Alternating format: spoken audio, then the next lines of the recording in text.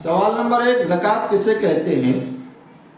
मालदारों का अपनी माल से एक मुकर्ररा मिक़दार अलग कर देना, मुस्तहिक बना देना किसी मुसलमान को, वो ज़कात कहलाता है।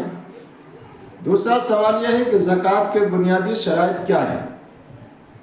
ज़कात के बुनियादी शराइत 4 हैं: मुसलमान होना, अक्लमंद होना, बालिग होना और साहिब निसाब होना। तीसरा सवाल यह है कि ज़कात किस पर फ़र्ज़ है? जवाब उसका यह है कि मुसलमान जो साहिब निसाब हो, आक़िल और बालिग हो, उस पर ज़कात फ़र्ज़ है।